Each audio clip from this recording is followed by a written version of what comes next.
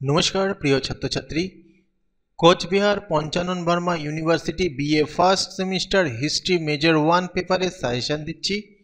আশা করছি এখান থেকে তোমরা অবশ্যই কমন পাবে। এই প্রশ্নগুলো ভালো করে পড়বে। একটা জিনিস মনে রাখবে, প্রশ্ন কিন্তু ইংরেজিতে হবে। যারা মেজর অনার্স কোর্স পড়ছো, অনার্স কোর্সের কিন্তু 4 ইয়ার ইউজি অনার্স কোর্সের কোশ্চেন ইংরেজিতে হবে। গত বছরও কিন্তু ইংরেজিতেই হয়েছে, তবে সুবিধার জন্য তোমাদের আমি বাংলাতেও কোশ্চেন করে দিলাম। তো এই প্রশ্নগুলো ভালো করে পড়বে। প্রথম ইউনিটে প্রাচীন ভারতের ইতিহাস রচনার সাহিত্যিক উপাদানগুলি আলোচনা করো। প্রাচীন ভারতের ইতিহাস রচনার ক্ষেত্রে প্রত্নতাত্ত্বিক উপাদানগুলির বিবরণ দাও, অথবা প্রাচীন ভারতের ইতিহাস রচনায় প্রত্নতাত্ত্বিক উপাদানগুলির গুরুত্ব আলোচনা করো। মান 6-এর জন্য পড়বে প্রাচীন ভারতীয় ইতিহাস পাঠের গঠনের বৈদেশিক বৃত্তান্তের উপর আলোচনা করো। 3 নম্বর প্রাচীন ভারতের ইতিহাস উপাদানের হিসাবে মুদ্রার গুরুত্ব লেখো। ইউনিট 2 থেকে পড়বে মান 10 ভারতের পুরাতপ্রস্তর সংস্কৃতির প্রধান বৈশিষ্ট্যগুলি পরীক্ষা করো বা বৈশিষ্ট্যগুলি বিশ্লেষণ করো। 6 নম্বরের জন্য পড়বে আদিম মানব জীবন বোঝার জন্য মেসোলিথিক শিলার তাৎপর্য। মেসোলিথিক শিলার তাৎপর্য। পরের প্রশ্ন পুরাপ্রস্তর যুগের যন্ত্রপাতি ও প্রযুক্তির সম্পর্কে একটি সংক্ষিপ্ত টিকা লেখো। 3 নম্বর এটা। ইউনিট 3-এর জন্য মান 10-এর জন্য পড়বে হরপ্পা সভ্যতার নগর সংক্রান্ত চারিত্রিক বৈশিষ্ট্যগুলি আলোচনা করো। হরপ্পা সভ্যতার পতনের একটি সমালোচনামূলক আলোচনা করো। হরপ্পা সভ্যতার বাণিজ্য সম্পর্কে লেখো। এই প্রশ্নটা মান 6-তেও আসতে পারে। হরপ্পার নগর পরিকল্পনার মূল বৈশিষ্ট্যগুলি কি? সিন্ধুবাসীদের ধর্মীয় জীবন সম্পর্কে কি জানো? হরপ্পা শিল্পের ও স্থাপত্যের প্রধান বৈশিষ্ট্যগুলি আলোচনা করো। মান 3-এর জন্য পড়বে সিন্ধু শিলমোহরের প্রধান বৈশিষ্ট্যগুলি কি কি। পরের প্রশ্ন ইউনিট 4 থেকে মান 10 বৈদিক সমাজে নারীদের অবস্থা কিরূপ ছিল? প্রাচীন বৈদিক যুগে নারীদের অবস্থান সম্পর্কে আলোচনা করো। এই দুটো কিন্তু অথবা দিয়ে প্রশ্ন, একই প্রশ্ন দুভাবে আসতে পারে, তো এটা ভালো করে পড়বে, খুবই গুরুত্বপূর্ণ প্রশ্ন। 6 নম্বরের জন্য আদি বৈদিক যুগের জনগণের প্রধান ধর্মীয় রীতিনীতি ও প্রকৃতির সাথে যাদের সম্পর্ক সংক্ষেপে তুলে ধরো। বৈদিক যুগে বর্ণ ব্যবস্থার ধারণা আলোচনা করো। মান 3-এর জন্য পড়বে সভা ও সমিতির কার্যাবলীর উপর মন্তব্য করো। ইউনিট 4 মান 10 ভারতে জৈন ধর্ম ও বৌদ্ধ ধর্মের উত্থানের পেছনে সামাজিক ও অর্থনৈতিক পটভূমি আলোচনা করো।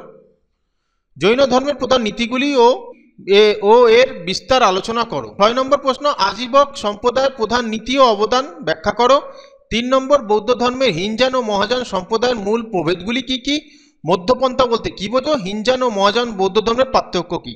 এবার দেখো এখানে প্রশ্নটা হচ্ছে, এই যে প্রশ্নটা হিনজান ও মহাযান সম্প্রদায়ের মূল প্রভেদের পার্থক্য কিন্তু সেম ব্যাপার। এই দুটো প্রশ্ন কিন্তু সেম অথবা দিয়ে পড়বে, এটা একই টাইপের কোশ্চেন, একই কোশ্চেন। ইউনিট 6 বিম্বিসার ও অজাতশত্রুর নেতৃত্বে মান 10-এর জন্য পড়বে বিম্বিসার ও অজাতশত্রুর নেতৃত্বে মগধের উত্থান আলোচনা করো। ষোড়শ মহাজন পদ বলতে কি বোঝো? মগধের উত্থানের কারণ আলোচনা করো। দুটো প্রশ্ন প্রায় উত্তর সেম, দুটো কিন্তু গুরুত্বপূর্ণ প্রশ্ন। পরের প্রশ্ন মহাজন পদগুলির সামাজিক কাঠামো অর্থনৈতিক বর্ণনা করো। 3 নম্বরের জন্য পড়বে ষোড়শ মহাজন পদের কোনটি দক্ষিণ ভারতে অবস্থিত ছিল?